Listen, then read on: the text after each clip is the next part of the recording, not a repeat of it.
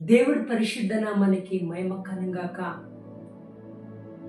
ప్రతిదినము సమాధానకరమైన ఆశీర్వాదపు వాక్యం వీక్షిస్తున్న పరిశుద్ధులకు, దైవ సేవకులకు, నా తోటి సేవకులకు హృదయపూర్వక షలోమ్. మీరు బాగుండాలని, మీరు ప్రభు సన్నిధిలో ఎదగాలని, మీరు ప్రభు కొరకు వాడబడాలని నిత్యము నేను మా పరిచర్యలో ఉన్న ప్రతి పరిశుద్ధిలో మీ నిమిత్తము ప్రార్థన చేస్తున్నాను. ఈ ఉదయం సమాధానకరమైన ఆశీర్వాదపు వాక్యం హితోపదేశ ఖండం 28వ అధ్యాయము 12వ లేఖనం.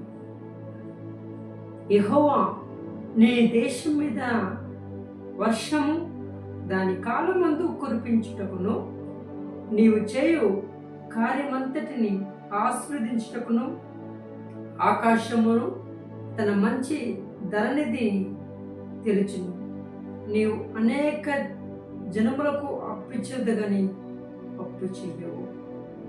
Wow, praise the Lord. దేవునికి మహిమ కలుగాక. యెహోవా దేవుడు సెలవిస్తున్న మాట ఏమంటున్నాడు తెలుసా? నీ దేశం నిన్ను ఆశీర్వదించి మంచి ధన సమృద్ధిని కలగచేసి, ముఖ్యంగా నిన్ను అప్పిచ్చి వారిగా చేస్తారు కానీ అప్పు తీసుకున్న వారిగా చేయనంటున్నాడు. ప్రియ సంగమా, మన దేవుడు ఎలాంటి వాడంటే నువ్వు అందరి దగ్గర అడుక్కున్న స్థితిలోకి తీసుకురా, అందరికి ఇచ్చేది చేస్తాడు. ఎందుకంటే is a real God of God, the King of King, the Prince of Peace. ఆయన సమాధానకర్తే ఉన్నాడు, నిజమైన దేవుడు ఉన్నాడు.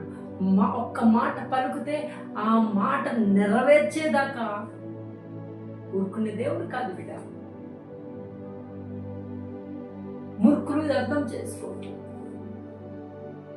కానీ దేవుని ప్రజలారా, ప్రభు మంచి సెలవిస్తున్నమాట. యెహోవా దేశం మీద వర్షం కానీ కాలమందు కురిపించినట్టు నీవు చే కార్యమంతటిని ఆశ్రయించటకు ఆకాశము తన మంచిదని తెరచును. అందుకే అంటాడు, పరలోకమందు మీ కోసము ధనము సమకూర్చబడింది. ఒకవేళ అప్పుల పాలై ఉన్నావేమో, ఇంటి రెండు కట్టుకున్న స్థితిలో ఉన్నావేమో, వ్యాపార విషయంలో నష్టం, పంట విషయంలో నష్టం, ఎటు చూసినా ఆర్థిక పరమైన నష్టం నష్టం నష్టం నష్టమే కనిపిస్తుందా?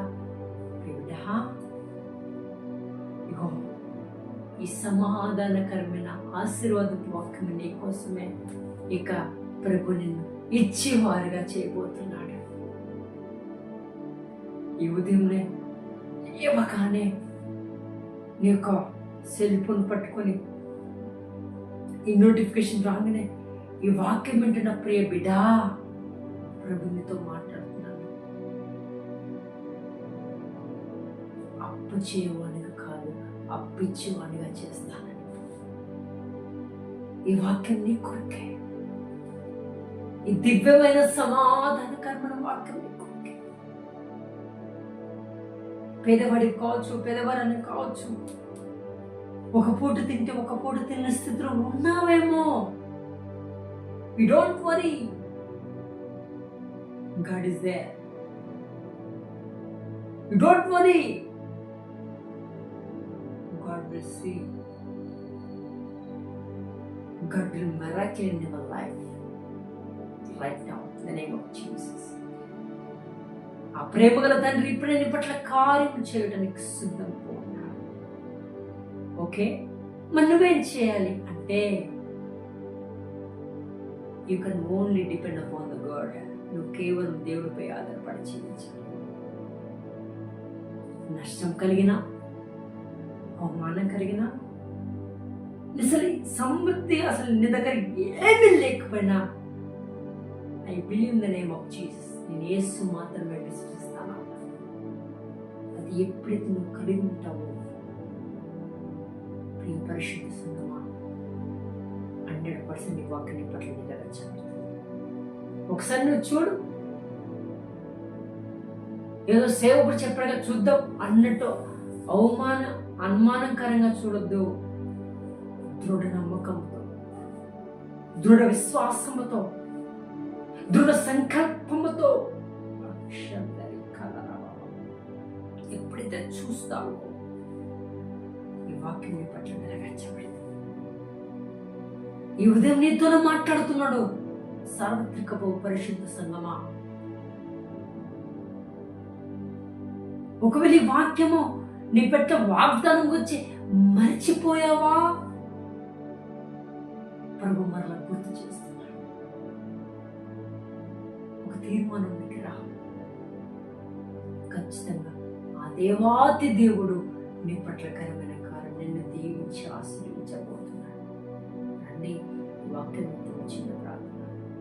మహాసంకల్పం గల పరిశుద్ధాత్మ తండ్రి, నీ పరిశుద్ధ పాదములకి వందలు స్తోత్రం.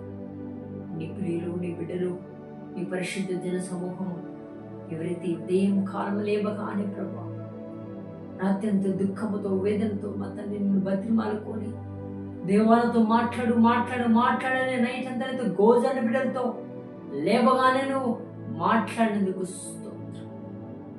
ఖచ్చితంగా నమ్మొచ్చున్నాను, ఒక మిరాకిల్ జరిగిస్తావు చూసిన వారి పట్ల. ఖచ్చితంగా నమ్మొచ్చిన కామెంట్ రూపంలో నేను దీవించబడ్డాను, వాక్యం ద్వారా బలపరచబడ్డాను అని అనే కామెంట్ రూపంగా నాకు తెలవపరచబడ్డది స్తోత్రం. కాబట్టి మీరు దీవించి ఆశ్రయించి సమృద్ధి కలిగించేసి మైపోదామని క్రీస్తు పెట్టి ఆడబెట్టుకున్నాము తండ్రి. ఆమేన్.